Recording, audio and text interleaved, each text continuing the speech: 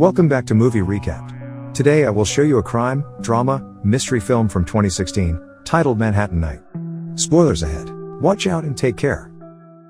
A male voice monologues about selling mayhem in newspapers as New York City is shown. An investigative reporter named Porter Wren writes in a notebook as paramedics close up an ambulance. Porter receives a phone call letting him know about another scene, so he drives there in hopes of finding an interesting story to write about. He arrives at the aftermath of an apartment building fire. Porter approaches a Haitian mother holding her young son named Vernon in her arms and asks her what happened. The woman recounts the horror of watching her husband, Demetrius, jump out of their apartment window while on fire and holding Vernon protectively. Demetrius managed to take the brunt of the fall, saving Vernon. The ambulance takes Demetrius away as Porter speaks with a woman. He snaps a few pictures of the family and the apartment for his column in the newspaper, then bids the woman goodbye. Porter contemplates whether his work makes a difference or not.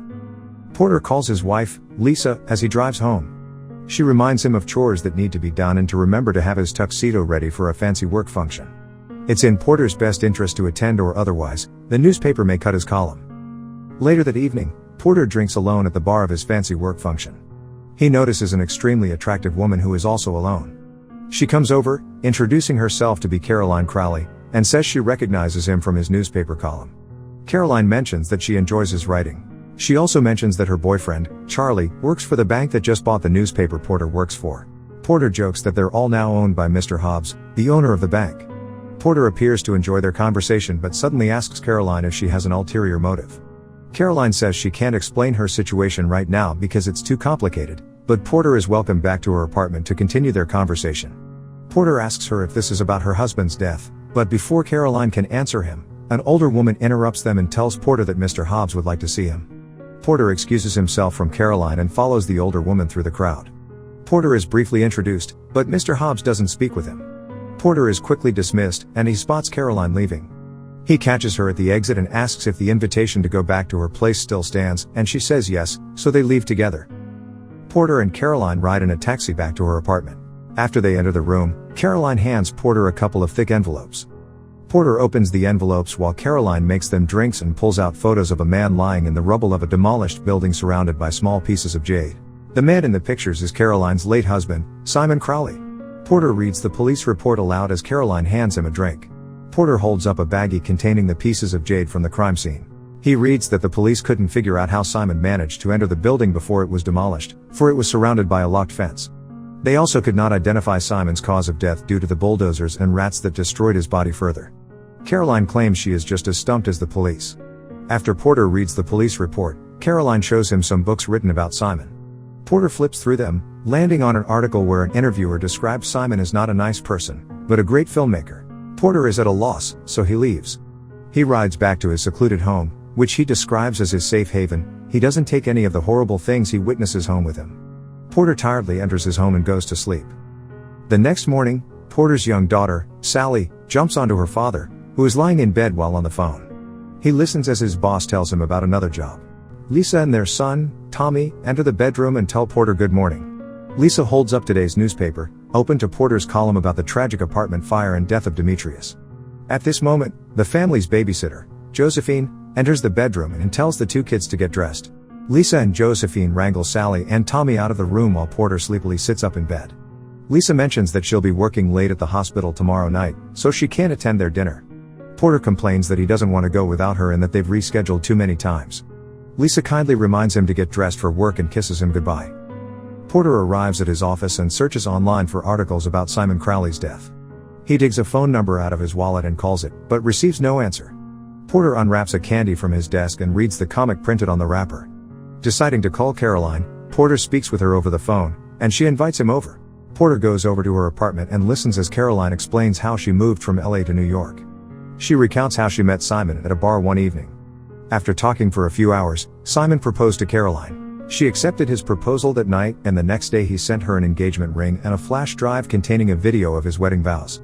Caroline plays the video for Porter and explains how they were engaged for 3 days before they were married. She tells Porter how happy they were for many months, but one day Simon didn't come home for 3 days, so Caroline knew something was wrong. Porter regretfully admits to Caroline that he probably can't figure out the mystery of Simon's death. He rises from the couch and stands close to Caroline. They stare into each other's eyes, but before it goes any further, Porter leaves. After pressing the elevator button, Porter realizes he forgot his phone in Caroline's apartment. He turns around and knocks on her door, but receives no answer. Because he remembers her door passcode from the first time he was there, Porter enters Caroline's apartment. He finds his phone where he left it on the coffee table. Porter makes his way quietly down the hall towards the bathroom when he hears water running. He peeks inside the bathroom and sees Caroline playing with herself in the shower. She notices his presence and gasps in shock, turning away to hide.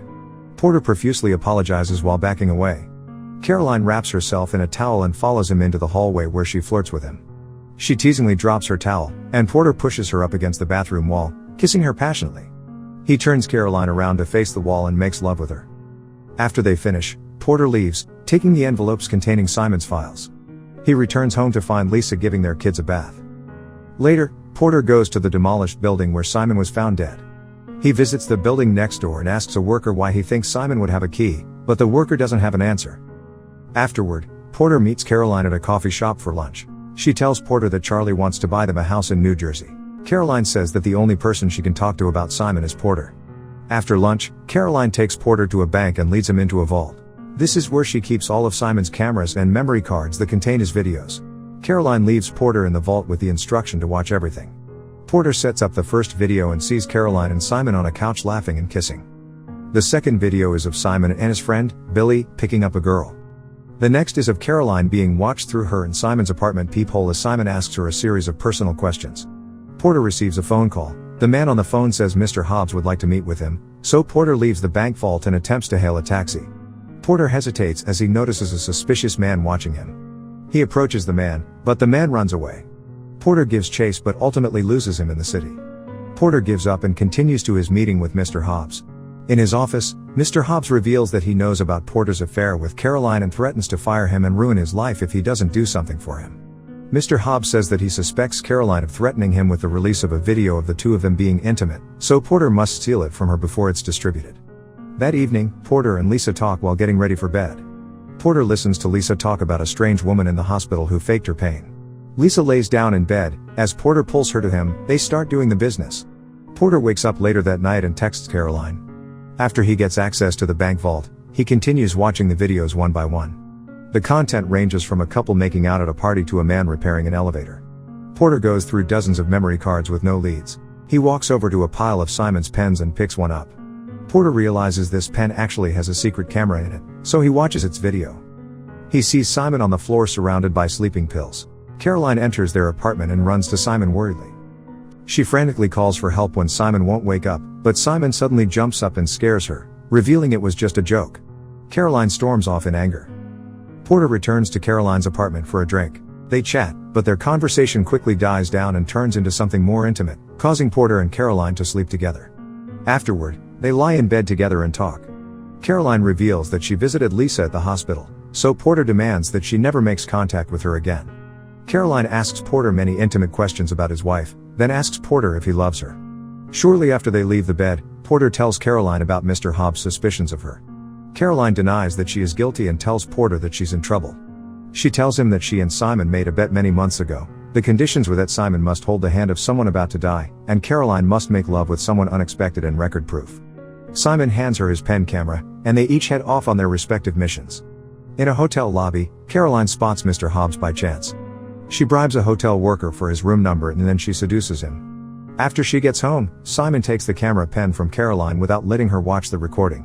Caroline also finds out that Simon didn't withhold his end of the deal, so she becomes very upset with him. Porter still feels like Caroline isn't being honest with him, but she says that she's told him everything. Porter gets frustrated and leaves her apartment. Before Porter makes it home, he's stopped by a couple of Mr. Hobbs' men who demand the video memory card. They don't believe Porter when he says he doesn't have it, so they beat him up and threaten to invade his home if he doesn't give it up. The men leave and Porter goes home. Lisa finds him hunched over their bathroom sink cleaning himself. When she asks what happened, Porter lies and says he was randomly jumped. The next morning, Porter visits the nursing home where Simon's father, Frank Crowley, is homed. He asks Frank if Simon left a memory card or a camera with him, but Frank doesn't answer. He only sits in his wheelchair silently. Porter searches through Frank's room and finds a camera recorder in a drawer. He takes the memory card out and examines it. Suddenly, Porter receives an urgent text from Lisa. He calls her and rushes to the hospital. Standing over the hospital bed that holds his son, Porter listens as Lisa explains how a man broke into their house to search for something, then shot Tommy in the upper right arm. Lisa tells him that Tommy will need extensive surgery and physical therapy to recover. When she asks if Porter knew who the man was, he says he might know. Lisa takes the kids to her mother's house to keep them safe. Porter goes to Mr. Hobbs' gatekeeper, Campbell, in order to find Mr. Hobbs. Porter chokes Campbell with a wire and threatens to kill him if he doesn't reveal where Mr. Hobbs is. Campbell calls Mr. Hobbs, and Porter demands that he call off his goons or he'll release the video footage. Mr. Hobbs tells Porter that he has 24 hours to give him the video memory card. Porter returns home that night and watches another one of Simon's videos. In this video, he sees Frank and a woman named Norma Siegel at the nursing home. Mrs. Siegel gives Frank and Simon a moment alone. Simon tells Frank that he doesn't blame him for what happened to his mother and that he loves him. Porter tracks down Mrs. Siegel and learns that she visits Frank twice a week. He uses her spare key to break into her home at night. He searches the house for any leads, uncovering financial files that reveal Simon's company pays Mrs. Siegel. Porter hears someone enter the house, so he hides. Mrs. Siegel finds Porter in her home and begs him to not hurt her. Porter introduces himself quickly as a friend of Caroline's, which gains her trust. Mrs. Siegel tells him that ever since her own son tragically drowned at a young age, Simon was like her son. To show her gratitude for all that Simon does for her, she visits Frank twice a week. Ever since Simon started making money, he gives Mrs. Siegel thousands of dollars a week. In return, Simon asks that she sends copies of a video memory card to a certain address. Porter asks for the memory cards, and Mrs. Siegel gives the last one left to him. Porter watches the video, seeing Mr. Hobbs and Caroline talk in a hotel room. Mr. Hobbs tells Caroline about how he fell in love with a street girl when he was 20 years old. One night, he was attacked by a group of men and stabbed many times in the groin, leaving him severely disfigured. He shows Caroline, and she comforts him. In return, Caroline tells Mr. Hobbs an emotional story from her childhood about her stepfather and a horse, but the video's audio is too quiet for Porter to hear the story. Mr. Hobbs comforts Caroline and says he wants to do something for her. Mr. Hobbs is showing his skills to Caroline. Porter speeds up the video, watching as Mr. Hobbs and Caroline finish and get dressed. Porter brings the tape to Mr. Hobbs and tells him that it wasn't Caroline who threatened to distribute the video, but an innocent woman operating under the orders of Simon. Mr. Hobbs gives Porter a mysterious key his men found in Caroline's apartment. Porter returns to the demolished building and is greeted by a worker who shows him the building's floor plans. He realizes there is an elevator hidden underneath the rubble that the police never investigated, so he digs it up. Using a rope to climb down the dark elevator shaft and a flashlight to see, Porter spots a broken jade horse head amidst the rubble. He also finds another memory card inside some electronics attached to the elevator, so he plays the video on a portable camera. The video is security footage of Caroline, who is holding a gallon of milk, and Simon in the elevator riding up. When they reach the top floor and step out, Simon locks the elevator, effectively trapping them. Simon sits down and insists Caroline speaks with him despite her insistence to leave. He pulls out the jade horse that was gifted to Caroline by Mr. Hobbs after their night together. Simon demands that Caroline tells him her childhood story she shared with Mr. Hobbs, but she refuses. Simon refuses to let them out until she does. He informs her that if she doesn't tell him soon enough, they'll both be demolished along with the building. Simon smashes the jade horse in anger and throws the key to the elevator lock. When Caroline crawls to the key, Simon locks a cuff around her ankle, shackling her to the elevator. He then drinks the milk and swallows the actual key to the padlock on her ankle. Simon demands to hear the story, but Caroline refuses once more, so he presses a button that sends the elevator down. Caroline is dragged across the floor towards the elevator shaft. She frantically tries to stop herself before she falls off the edge. Right before she falls, Simon stops the elevator. He leans over her as she breathes heavily, waiting to hear her story. All of a sudden, Caroline grabs a piece of metal from the floor and attacks Simon.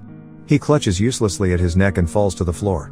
Caroline lifts up Simon's shirt to retrieve the key to her shackle.